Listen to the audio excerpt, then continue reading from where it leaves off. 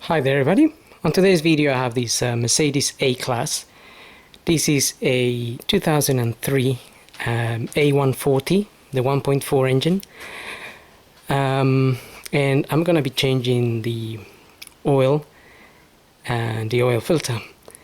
I'm also gonna have a look at the condition of the air filter, and also just gonna top up some screenwash fluid if needed and check the coolant. Now I'm just gonna quickly start by checking the screenwash fluid, which if you look on the right hand side you have this big tank here. That's where the coolant, that's where the screenwash fluid goes, and this is pretty full, so you will normally just open that and top it up in there. It's a bit bluish greenish color, which is made specifically obviously so it doesn't freeze. So I would recommend buying some already mixed screenwash fluid, and then you can top it up in there. Next I'm going to move on to checking the coolant. Now the coolant on this car will be in this tank, and it should be level more or less with this line here that goes along there as a reference. Just be careful when opening this if you're gonna open it.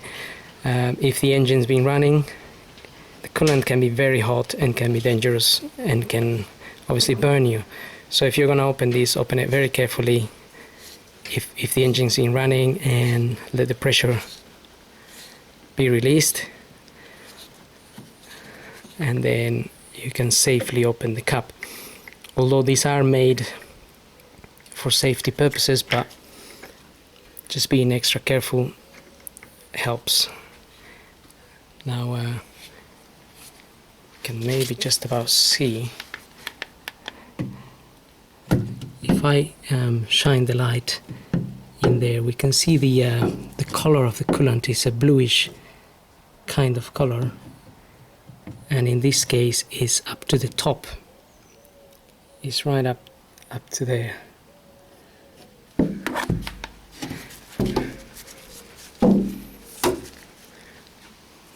So in there you can just see the fluid just up to there. Okay, so I just got this little device here. This will help me measure the temperature at which this coolant here will freeze basically. So it normally be -25 or so, -30. So you just need to, I'm sure there are more modern devices out there, but this one works well as well. Okay, so that is giving me a reading of actually -40 there.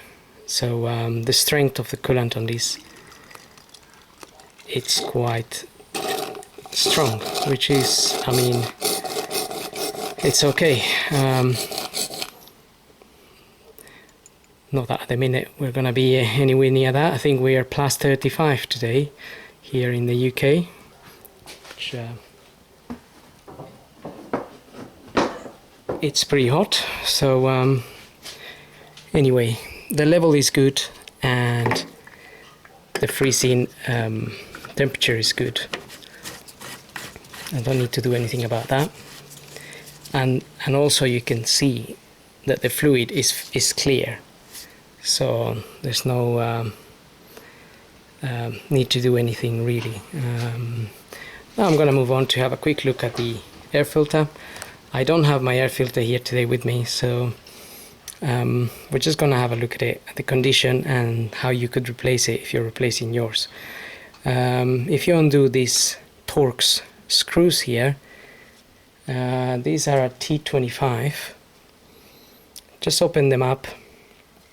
Don't need to take them all the way out. Just take them out to there.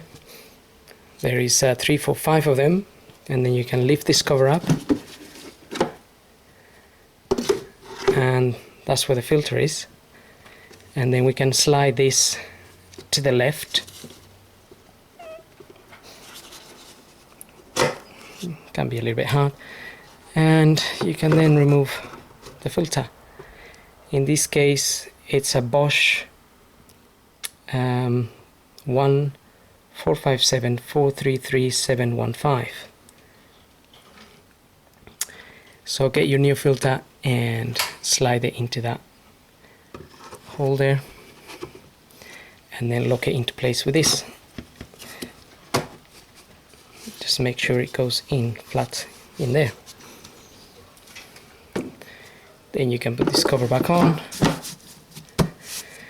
and put the Torx screws back on. If you found that in there is very dirty, you could hoover it out or blow it out, or just give it a quick wipe out. And now we can move on to we can remove the oil filter. I'm gonna be using this tool. This is a 27mm and it's got a long extension with a ratchet, because the filter it's all the way down there. I'll just try to have a look at it. It's down there basically.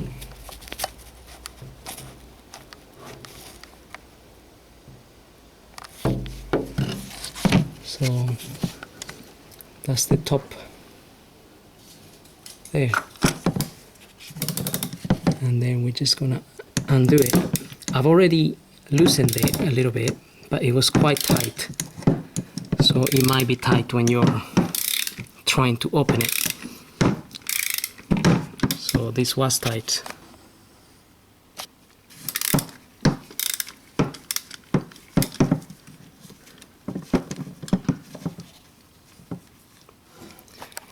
Okay, now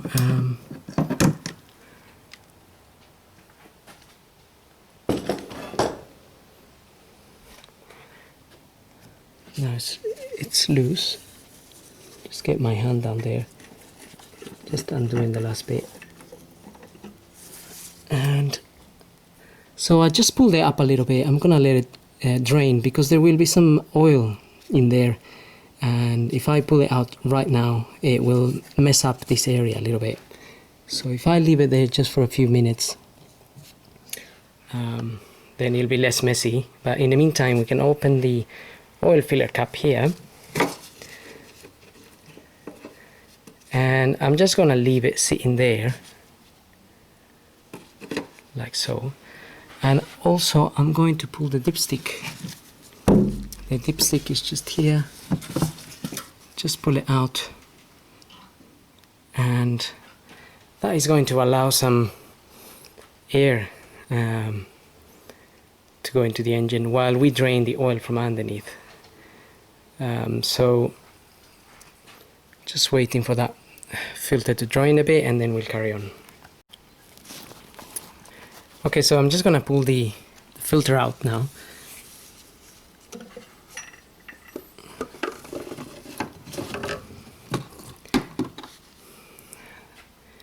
So that's the filter there.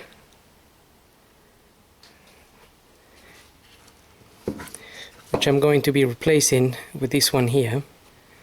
That is a MAN filter, HU610X. So we'll do that in a minute. Now if you're working outside and it's a bit windy or whatnot, just make sure you cover that hole down there, as you don't want anything going in there.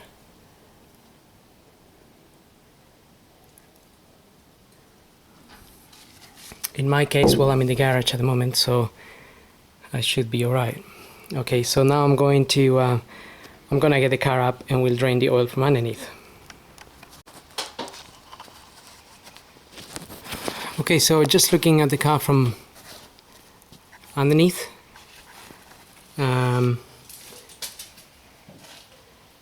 just have the sump on this end, and I'm gonna use a 13mm socket to open that and to drain the oil. So just make sure you have something to catch the oil with, an oil pan or something underneath. And just remember that if the engine's been running, this oil can be very hot. So just be careful when you open that. Make sure you don't obviously burn yourself, as this can let's jump a little bit. Note the copper washer there.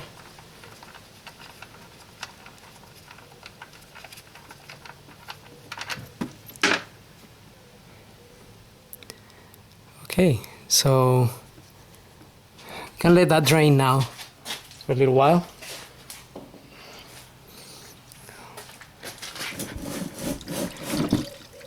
Gonna let it drain for, I don't know, 5-10 minutes.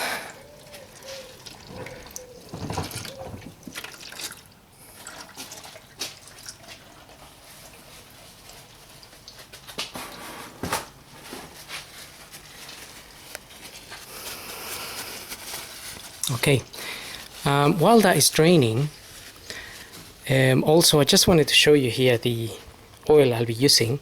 I'm using this Petronas 10W40. The manual recommends 5W30, 10W40 or 20W40.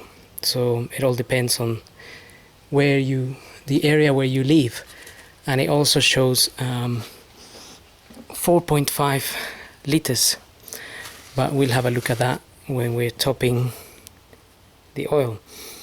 Now we can change the filter, so it's just a matter of pulling this one out.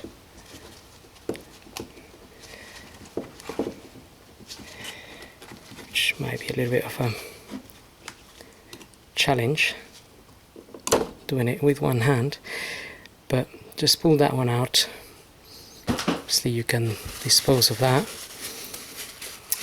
And you will notice there is a couple of O-rings. There'll be one there and there'll be another one around here.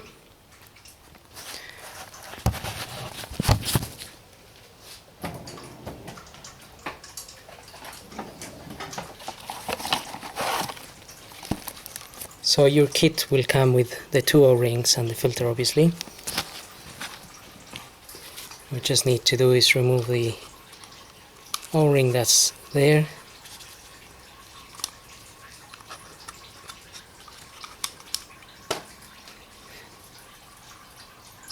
And we'll remove the little one that's up here as well.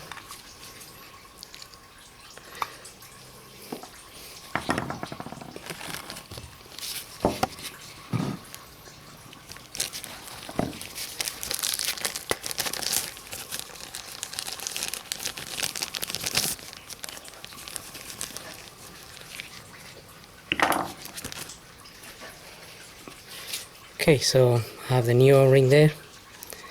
Just push the little one into that groove and then get the bigger one and put it in the correct groove as well.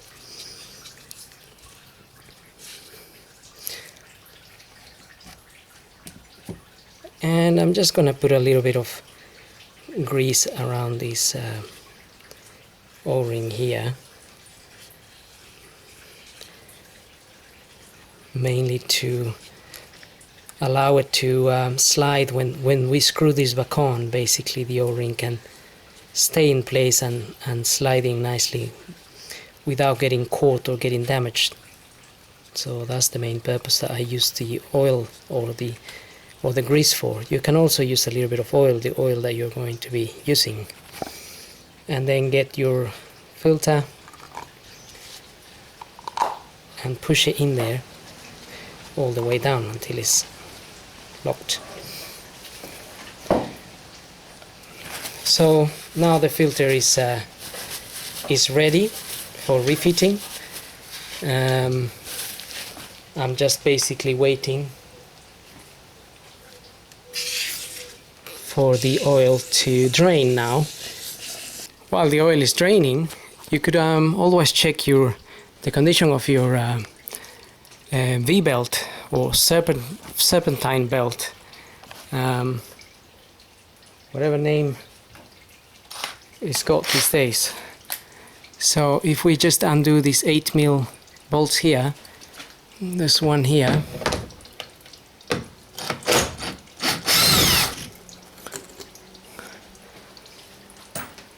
there's another one here,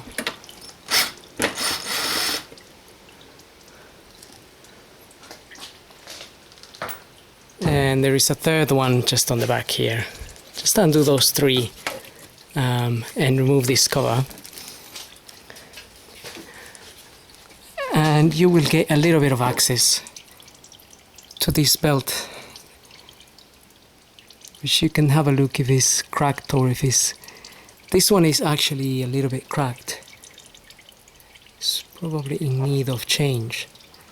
Now changing this belt can be a little bit of a job in itself, which is why I won't be doing it today, and I'm not sure I will be able to do it myself at any time soon. I may need to leave it to someone else, but if you were just checking it, just make sure there's no cracks or so. You can see the cracks on this one, maybe you can just spot them there, and obviously it's getting a little bit old, so be worth a change. And then obviously you can just put your cover back on with the 8mm. Now I'm still waiting for the oil to drain. Once that is finished, we'll carry on with the oil change. Okay, so this oil has been dripping for a while now. As you can see, there's nothing coming out anymore. So I'm just gonna fit that back in. You can check the condition of your copper washer. If you didn't have a new one, you can reuse the old one, as long as it's not damaged or anything. You can reuse. I have reused them before, and they are okay. Maybe, you know, a couple of times, and then you can fit a new one. So just closing that up now, and a bit of a brake cleaner here. Just clean the area there a little bit where the oil was dripping.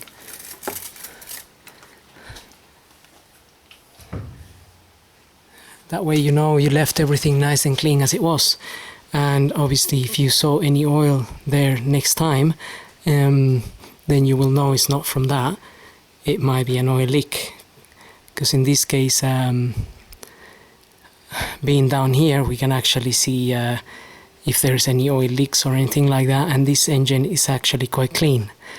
So now I'm gonna lower the car, and we're gonna refit the filter, the new filter, and top up some oil. Okay, so now I've got my oil filter here already ready to go in. On top of this cover, just there, it says 25 Newton meters. So if you have a torque wrench, you can close that to 25 Newton meters. If you don't, you can just close these obviously with your wrench, and 25 Newton meters isn't a lot of force, so it shouldn't be a problem. Now I'm just putting this on by hand here, because I just want to make sure it screws in a little bit, and then I know it's going in the right direction as well. A little bit hard to see, but that's where the filter is, down there. And now I can actually use the tool. Now that I know it's going in the right way, and I know I won't be causing any damages to the thread or anything like that. And can close the filter Okay, so now it's closed. I just give it an extra bit of force, and that's pretty much it. That is all I do. I don't force it any more than that, and that's pretty much about 25 Newton meters. We can then move on to topping up some oil. So this is where the oil will go in, and I just got my little funnel there. And like I said, the manual says recommends 5W30, 10W40, or even 20W40. In this case I'm using 10W40, and it also says 4.5 liters. So I'm gonna add here some 4 liters maybe, and then we can check the dipstick. Make sure we are in the right direction.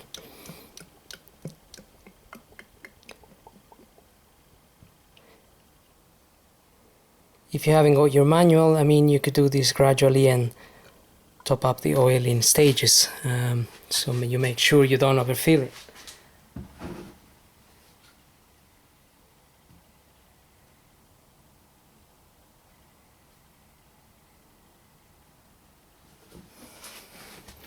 So I've got about 3 liters in there so far.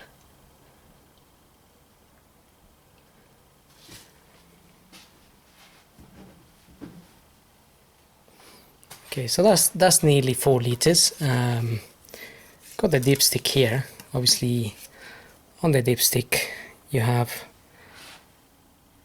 a minimum, which is down that end. You have a little min with an arrow there, and then we have a maximum, which is just there. And we want to be, so that metal bit there, we want to be at the top end. If you were checking the oil and this was in the middle or so, that would be okay. If it was in the minimum, then you would wanna top up a little bit. So I'm just gonna see where we are at now.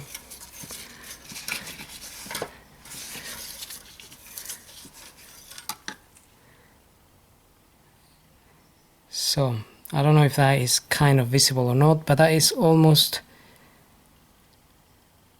just a little bit less than halfway there, which means we're about right. It's about right, 4.5 liters, which might take us just a little bit above the max there, in which case obviously some of the oil, once you get the car running, some of that oil will go into the oil filter housing, which then means when you check the dipstick again, that oil goes down to normal, to the right level. So I just need to be a little bit careful here to make sure we get the right amount in there.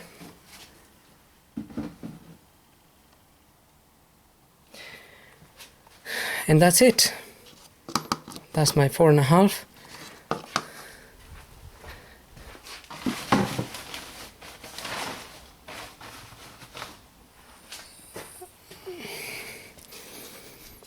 Let's close that up. Remove this tool. The dipstick is in. And that's it. So just get the car started here.